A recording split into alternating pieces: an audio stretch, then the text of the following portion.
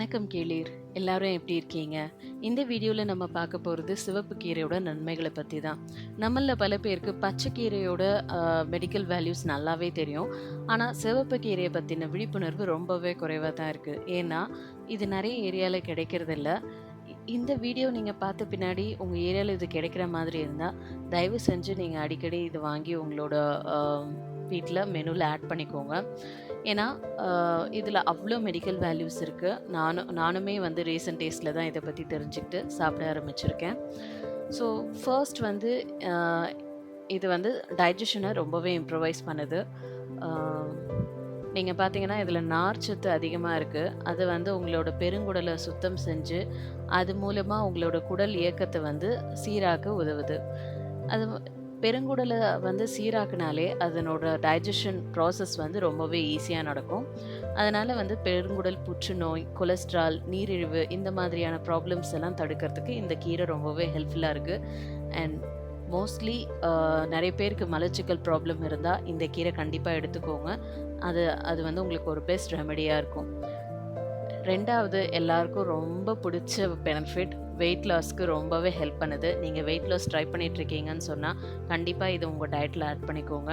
இதுல இந்த கீரையில புரதச்சத்து இருக்கிறதுனால, அ ரத்தத்துல உள்ள இன்சுலின் அளவ கண்ட்ரோல் பண்றதுக்கு இது ரொம்பவே யூஸ்ஃபுல்லா இருக்கு. இந்த கீரை நம்ம எடுத்துக்கிறதுனால, நெறைய பசிக்கிற மாதிரியான ஃபீலிங் இருக்கும் இல்லையா? அந்த ஃபீல கண்ட்ரோல் பண்ணி, உங்க பசிய கண்ட்ரோல் பண்ணி, நீங்க நெறைய ஃபுட் எடுக்க விடாம பார்த்துக்கும். ஸோ, இது வெயிட் லாஸ்க்கு ரொம்பவே ஹெல்ப்ஃபுல்லா இருக்கும். அண்ட் நீங்க அனீமிக்கா இருக்கீங்க அப்படின்னு சொன்னா, கண்டிப்பா இது ஒரு பெஸ்ட் மெடிசின். ஏன்னா, இதுல நெறைய அயர்ன் கன்டென்ட் இருக்கு. அதனால நீங்க இத டெய்லியுமே கூட சாப்பிட்டுட்டு வந்தீங்கன்னு சொன்னா, உங்களோட பிளட்ட வந்து சுத்திகரிச்சு, ஹீமோகுளோபின் கவுண்ட்ட வந்து இன்கிரீஸ் பண்ணிவிடும். ஸோ இது வந்து ஒரு நேச்சுரல் ஆ மெடிசினாவே இருக்கும். உங்களுக்கு வந்து நீங்க அனிமிக்கா இருக்கீங்க அப்படின்னு சொன்னா. அதுக்கப்புறம் கிட்னி ஃபங்ஷனாலிட்டீஸும் வந்துட்டு உங்களுக்கு இம்ப்ரூவைஸ் பண்ணிவிடும். நெறைய அ ரிசர்ச் படி என்ன சொல்றாங்க அப்படின்னு சொன்னா, நீங்க இதில இருக்கிற நார் சத்தோட காரணமா, ஆ இ இந்த இந்த இலையோட ஐ மீன் இந்த கீரையோட கணுக்கள் வந்து நம்மளோட கிட்னிக்கு ரொம்பவே நல்லது அப்படின்னு சொல்றாங்க. நீங்க இந்த கீரைய எடுத்துக்கும்போது, இது வந்து கிட்னில இருக்கிற நச்சுக்களையும் வந்து வெளியேற்றத்துக்கு யூஸ் ஆகும்னு சொல்றாங்க. அதுக்கப்புறம் ஆஸ்துமாக்கு பெஸ்ட் மெடிசின் அப்படின்னு சொல்றாங்க. இதுல பீட்டா கேரட்டின் அப்படின்னு வந்துட்டு ஒரு விஷயம் இருக்கு. அது வந்து அ ஆஸ்துமா வராம தடுக்கிறதுக்கான நியூட்ரியன்ட்ஸ் அ இதுல இருக்கு, இந்த கீரையில. உங்களுக்கு மூச்சுக்குழாய்ல ஏதாவது பிளாக்கேஜஸ் இருந்தது அப்படின்னு சொன்னா, அதையும் வந்துட்டு இது வந்து ரிமூவ் பண்ணிவிடும். உங்களோட சுவாச அமைப்பில இருக்கிற அந்த அதனோட செயல்பாட்ட வந்து ரொம்பவே இம்ப்ரூவைஸ் பண்ணிவிடும். ஸோ, இது வந்து best treatment for asthma as well. அதுக்கப்புறம் எலும்புகள வந்து ஸ்ட்ராங் ஆக்குறதுக்கும் இந்த கீரை யூஸ் ஆகுது. பொதுவா வந்து எலும்போட ஆரோக்கியத்துக்கு கால்சியம் ரொம்பவே முக்கியம். ஆ நம்ம எல்லாருக்குமே தெரியும், பால் அண்ட் பால் சார்ந்த பொருட்கள்ல தான் வந்துட்டு அ கால்சியம் நெறைய இருக்கு அப்படின்னு சொன்னாலும், இந்த சிவப்பு கீரையிலயும் அதிக அளவுல கால்சியம் இருக்கு. அண்ட் இதில வைட்டமின் கேவும் இருக்கு. அதனால வந்து இது உங்களுக்கு எலும்பு சம்பந்தப்பட்ட பிரச்சனைகளுக்கு ஒரு தீர்வாவும் நம்ம இத எடுத்துக்கலாம். அதுக்கப்புறம் இந்த வெயில் காலத்துல நம்ம பாடி ஹைட்ரேட்டடா இருக்கிறது ரொம்பவே முக்கியம். ஆ நம்மளோட பாடி வந்து டீஹைட்ரேட் ஆகாம பார்த்துக்கணும்னு எல்லா டாக்டர்ஸுமே அட்வைஸ் பண்ணுவாங்க.